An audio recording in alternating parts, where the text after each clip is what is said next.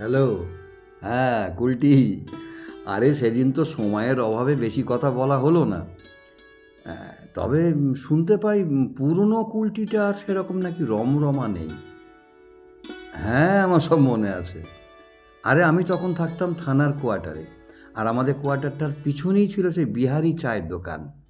ওখানে সন্ধে হলেই এই খেলাধুলো সেরে হম্বুদা, ছোটেদা এরা সব আড্ডা দিতে আসতো। খেলা নিয়ে আলোচনা হতো। বুলুদা থাকতো, ভুলিনি। আরে কুলটি হলো শিল্প সংস্কৃতির জায়গা। ওই যে ধোবি মাঠ, ওই মাঠে তখন নট্য কোম্পানির নটি বিনোদিনী যাত্রাপালা দেখেছি। ভানু বন্দ্যোপাধ্যায়ের জমালয়ে জীবন্ত মানুষ দেখেছি। কত ইতিহাস বলবো। আরে ওই যে সম্মেলনীটা পেরিয়ে গিয়ে বাঁদিকে যে ফাঁকা জায়গাটা, ওখানে আমি স্টার থিয়েটারের দাবি দেখেছি। সব থেকে বড় কথা কি জানো, আমি এখনও যেখানে চাকরি করি, আমার চাকরির জায়গাটা ঠিক এনএইচের পাশে। তো যখন বড় বড় ট্রাকে করে স্পান পাইপগুলো যায় না, আমার মনে হয় কুলটির ফ্যাক্টরি থেকে বেরিয়ে আসছে।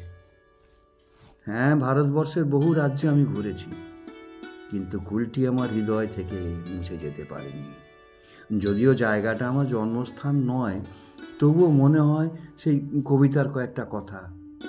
বনে ভরা এমনি আমার স্বর্গপুরী, তবুও আমার চিত্ত সেথায় গেছে চুরি।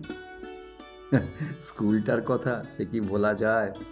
এখনো খাঁকি আর সাদা কাপড় চোখের সামনে পড়লে মনে হয় বুকের মধ্যে জড়িয়ে ধরে বলি, I love you my boys school, Kulti boys school. হ্যাঁ, হ্যাঁ, মনে আছে কত স্যারের কথা বলবো। এখনো শুভেন্দু স্যারের সঙ্গে আমার যোগাযোগ আছে, কথা হয় মাঝে মাঝে।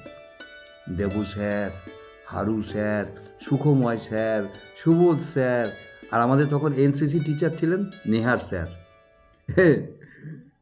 হ্যাঁ, এই শোনো, 90 সেকেন্ডে বেশি হয়ে গেলে না রিলটা তৈরি হবে না, ক্যাচ করে কেটে দেবে।